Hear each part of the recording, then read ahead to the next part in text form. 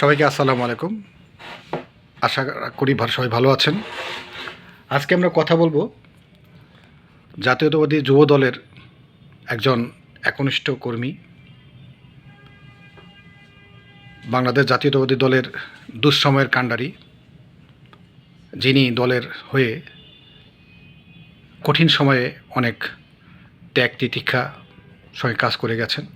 আমরা কথা বলবো ঢাকা মহানগর উত্তর যুব দলের একজন একনিষ্ঠ নেতা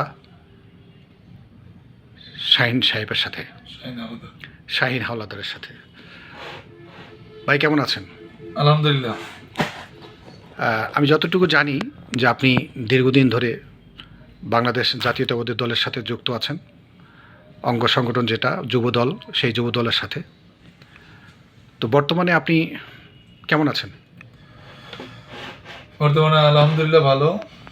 দীর্ঘ 17 বছর পরে আমাদের সরকার দল ক্ষমতায় আসে। আমরা শেখ হাসিনার আমল থেকে শুরু করে আমরা 24-এর যেই আগস্টের পর্যন্ত যেই অত্যাচার নির্যাতন এবং দীর্ঘদিন রাজপথে আন্দোলন সংগ্রাম, জেল জুলুম অত্যাচার সব কিছুই আমরা খেটেছি।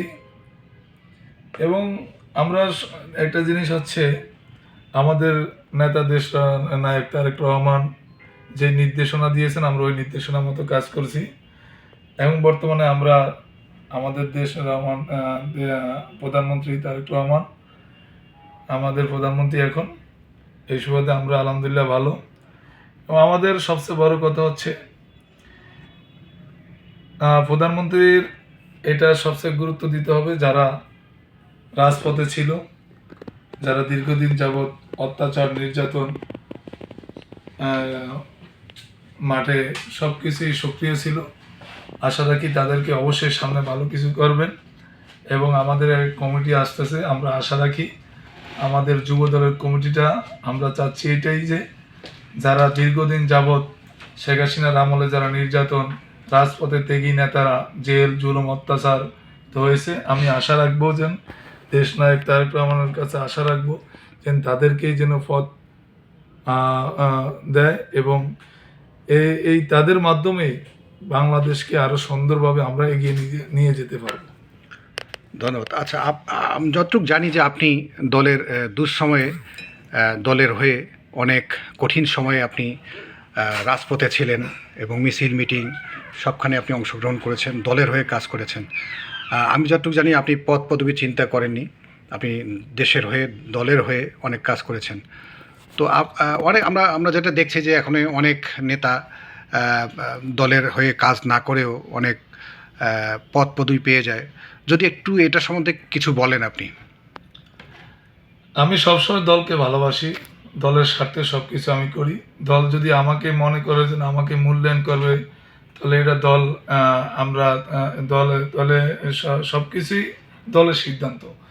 দল যদি আমাদেরকে দেখে যে না, আমরা রাজপথে ছিলাম, আমরা প্রত্যেকটা নির্দেশনা মেনে রাজপথে হরতাল অবরোধ শেখ হাসিনার আমলে যেই নির্যাতিত হয়েছি, আমরা যে আমাদের ত্যাগ মানে ত্যাগ তিতিক্ষা ছিল আমাদের, দল যদি আমাদেরকে মনে করে না উনি যোগ্য, তাহলে এটা আমরা এটা হবে আর কি। এখন এটা দলের সিদ্ধান্ত। রাইট। তো এখন আপনি বর্তমানে কি উত্তর যুব দলের সঙ্গে আছেন, তাই তো? আমি ঢাকা মহানগর উত্তর যুব দলে আছি। সামনে আমরা আশা রাখি আমাদের যারা অত্যাচার নির্যাতিত ত্যাগী নেতারা, আমি দেশ নায়ক তারেক রহমানকে বলতে চাচ্ছি যে এবং তাদেরকেই এবং পদ পজিশন দেওয়ার জন্য, যাতে করে বাংলাদেশকে আরও সুন্দরভাবে এগিয়ে নিয়ে যেতে পারবে। ধন্যবাদ। যদি একটু বলতেন যে বাংলাদেশ জাতীয়তাবাদী দল বিএনপি, আপনি আপনার কোনো যদি আপনার জায়গা থেকে কোনো পরামর্শ থাকে যে না এভাবে করলে হয়তো বা ভালো হতো, দেশ এগিয়ে যেত, তাহলে কি বলতেন আপনি? আমি আমাদের প্রধানমন্ত্রীকে একটা কথাই বলবো যে আপনার একটাই উদ্দেশ্য থাকবো যে না, সুবিধাবাদী দিয়ে রাজনীতি হয় না। যারা 17 বছর পর্যন্ত ত্যাগ শিকার নির্যাতিত হয়েছে, ওইসব লোক দিয়েই বাংলাদেশ জাতীয়তাবাদী দল এগিয়ে যাবে। আর আমি আশা করি এটা অবশ্যই আমাদের দেশ নায়ক তারেক রহমান অবশ্যই করবেন, এটা আমার আশা। কারণ এটা যদি না করে তাহলে আমাদের দলকে টিকিয়ে রাখা সবচেয়ে বড় কঠিন পর্যায়ে চলে আসবে। আর এই দলের প্রত্যেকটা নেতাকর্মী যারা ত্যাগী, এরাই কিন্তু রাজপথে আসবে। যারা এখন সুবিধাবাদী করতেছে, এরাই রাজপথ থেকে সরে যাবে। আমি আশা করি যারা জেল জুলুম অত্যাচার নির্যাতিত দীর্ঘ শেখ হাসিনার আমলে এই যে অত্যাচার নির্যাতিত হয়েছে তাদেরকেই যেন, এবং তাদেরকে পথ প্রদর্শন দিয়ে সামনের দিনগুলো যাতে করে সুন্দর বাংলাদেশ আমরা করতে পারি, এটা আমার আশা আমাদের প্রধানমন্ত্রী জনাব তারেক রহমানের কাছে। আচ্ছা, শাহিন ভাই, আপনি ভালো লাগলো আপনার সাথে কথা বলে।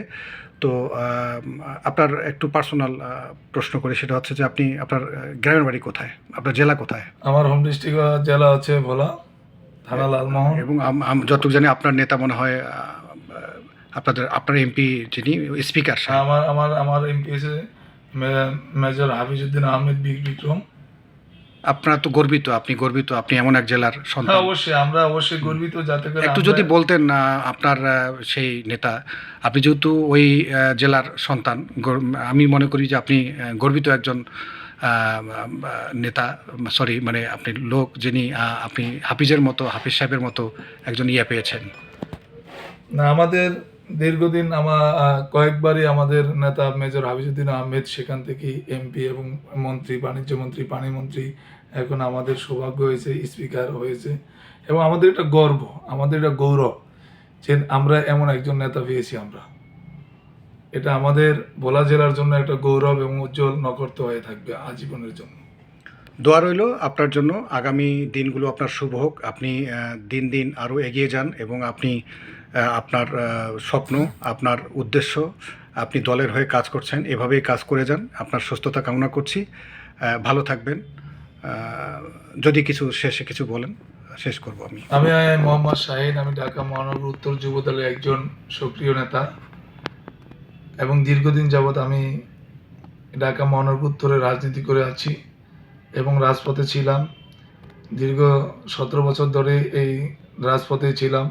প্রত্যেকটা প্রোগ্রামে আমি যুক্ত ছিলাম, কোনো প্রোগ্রামে আমি বাদ দিই নাই। এবং খেয়ে মানে আমাদের দীর্ঘ সময় পল্টনে আমরা যত প্রোগ্রাম হয়েছিল প্রত্যেকটা প্রোগ্রাম আমি অ্যাটেন্ড করেছি। আমি আশা রাখি সামনের কমিটিতে যুবদলে, ঢাকা মহানগর উত্তর যুবদলের যদি কমিটি হয়, যদি দল মনে করে আমার এই মানে নির্যাতন, শিকার, তিতিক্ষা সব কিছু মনের করে, সেটা যদি দল মনে করে যদি আমি আমার দেয়া কোনো কিছু হবে তাহলে আমাকে যোগ্য, হ্যাঁ সেটা আমি যদি যোগ্য, দল যদি মনে করে আমি যোগ্য, তাহলে আমি ভালো কিছু আশা রাখবো আর কি। ধন্যবাদ আপনাকে, ধন্যবাদ, ভালো লাগলো আপনার সাথে কথা বলে। আপনি ভালো থাকবেন। আল্লাহ হাফেজ।